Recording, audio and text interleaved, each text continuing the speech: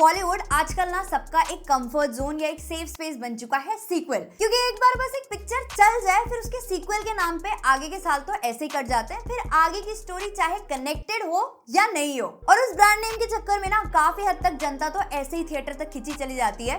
पर थिएटर में दो ऐसी सीक्वल्स आई हैं जो अपने पिछले पार्ट से डायरेक्टली कनेक्टेड हैं। सबसे पहले 2019 में आई मूवी दे दे प्यार दे का डायरेक्ट सीक्वल दे दे प्यार दे 2 2 घंटे 20 मिनट की मूवी है। अब जिन्होंने भी पिछला पार्ट देख रखा है उनको पता है कि वो थोड़ी सी हटके और एक फनी मूवी थी।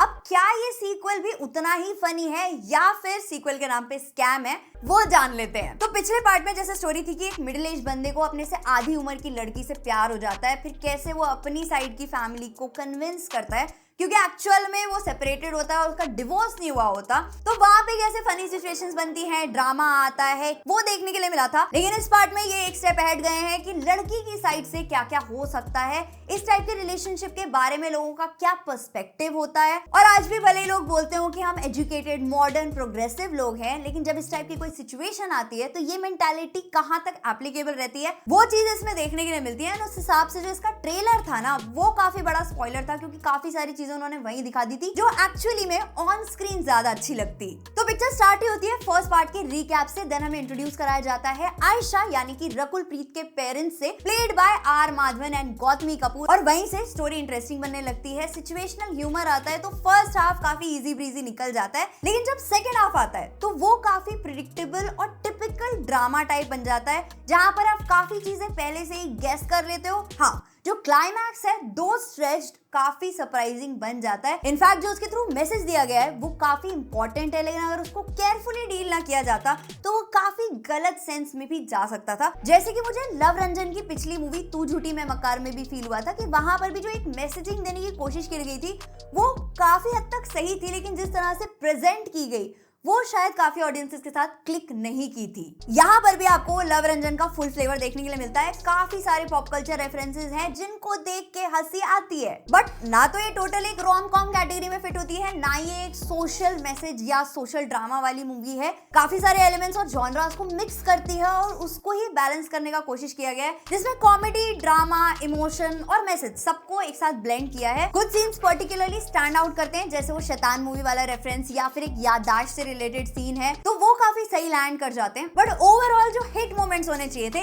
इन कंपैरिजन टू इट्स प्रीक्वल, वो मुझे इसमें थोड़े कम फील हुए। सिमिलरली परफॉर्मेंस वाइज भी आर माधवन और गौतमी कपूर के एफर्ट्स तो दिखते हैं, लेकिन बाकी सब लग रहे थे थोड़े से कंफर्ट जोन में, स्पेशली अजय देवगन। इससे पहले उनकी मूवी आई थी सन ऑफ सरदार 2 और उसमें भी उनका डिमीनर सेम था, उनके जो फेशियल एक्सप्रेशंस है वो काफी कांस्टेंट थे, और इस पिक्चर में भी वो आपको as a background actor feel होते हैं rather than the lead actor. बाकी गानों में भी एज सच कोई पर्टिकुलर सॉन्ग स्टैंड आउट नहीं करता है अपार्ट फ्रॉम दैट रीमेक, और एडिटिंग वाइज भी फील होता है कि कहीं कहीं थोड़ी और ट्रिमिंग हो सकती थी। हाँ, एक चीज की कमी जो मुझे डेफिनेटली फील हुई वो थी तब्बू की प्रेजेंस। अगर वो होती तो ये फिल्म और ज्यादा एलिवेट हो जाती और ज्यादा एंटरटेनिंग होती। अभी के लिए एक वन टाइम डिसेंट वॉच है अगर आपने इसका पिछला पार्ट देख रखा है, और अगर आप एक एजुकेटेड, मॉडर्न और प्रोग्रेसिव पर्सन हो तो, क्योंकि फिल्म का कॉन्सेप्ट थोड़ा डिफरेंट है। मोरालिटी पर्सपेक्टिव से कुछ लोगों को सही लग सकती है, कुछ लोगों को गलत लग सकती है, और फिल्म में एक किस सीन भी है। इसके अलावा जिस मूवी फ्रेंचाइजी का सीक्वल आया है उसके एक सीन की क्लिप तो इतनी ज्यादा वायरल है कि भले ही आपने मूवी देख रखी हो या नहीं, ये क्लिप तो कहीं ना कहीं जरूर देख रखी होगी। तो फ्रेंचाइजी का नाम है नाउ यू सी मी, जिसमें थ्रिलर हाइस्ट का कॉन्सेप्ट रहता है with a touch of magic, जो काफी हद तक इलॉजिकल होता है, लेकिन बहुत से लोगों के लिए वही चीज एक गिल्टी प्लेजर की तरह इतने सालों से काम कर रही है।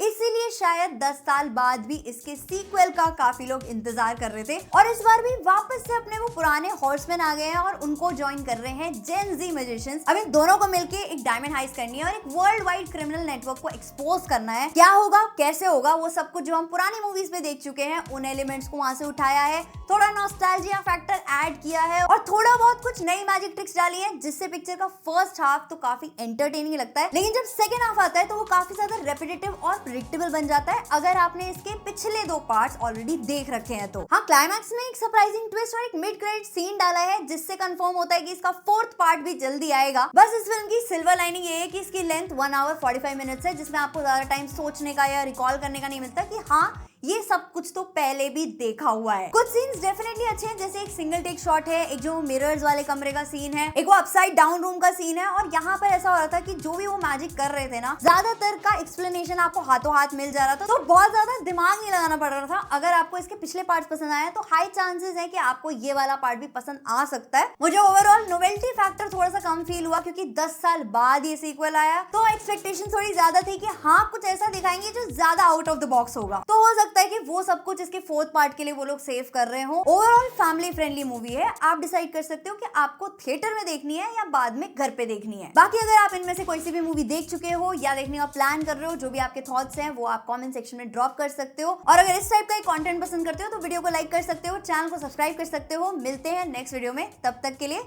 Good bye.